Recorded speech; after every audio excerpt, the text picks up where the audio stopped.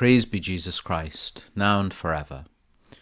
As we know, the Church canonizes saints to pray for us as our friends in heaven, because the Church is one body, militant on earth and victorious and triumphant in heaven. As we ask our earthly friends to pray for us, so we ask our heavenly friends. I know some of our Protestant brothers and sisters find this difficult to understand, but it's really not that odd. There is, we always need reminding though, that other reason the Church formally canonizes particular individuals, and that is that they are role models and exemplars. As I've said before, the true influencers are not the heavily made up models or vacuous bloviators of TikTok, but the saints, and in a very powerful way, the martyrs. God raises up men and women at all times in the Church to call people to holiness and to demonstrate that it's possible.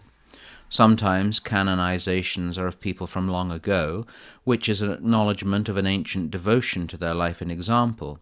But many saints appear not by accident or coincidence, but in the providence of God, to speak to a particular need of the time. Over the next 2 weeks, we'll look at 2 new saints of the Church, canonized by Pope Leo just a few weeks ago on October the 19th.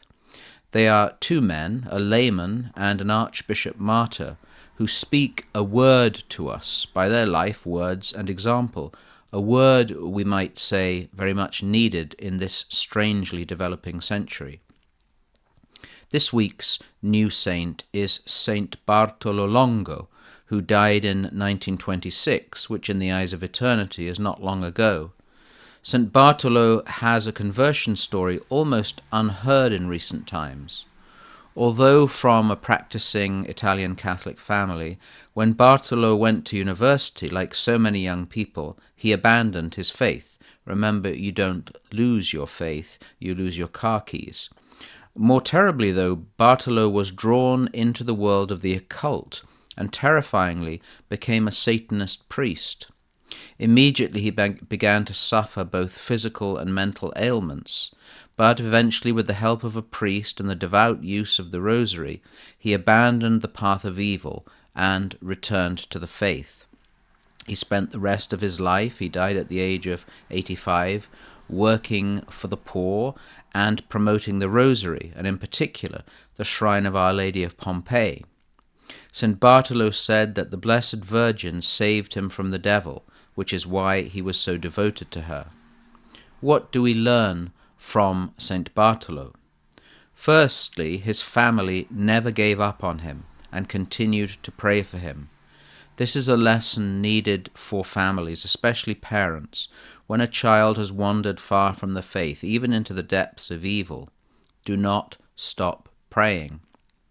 Secondly, a reason St. Bartolo speaks a word for today. More and more people, especially the young, are becoming involved in the occult. To doubt the danger is to be a fool. There is no such thing as innocent dabbling in the occult. It will always do harm and opens the portal to principalities and powers. One of the reasons the Church has always taught that we are not to engage in any of that activity. As people abandon Christianity or have never known it, they still seek the spiritual, and this is something the forces of evil use. Once again, either the unseen world is real or it is not, and St. Bartolo shows us that it's very real, but the power and healing of God is greater. He is a great intercessor for anyone who has been caught up in that world. Lastly, his devotion and promotion of the Rosary shows the power of that gospel prayer and the intercession of the one who crushes the head of the serpent, the one who the devil hates with infernal passion. Saint Bartolo Longo, pray for us.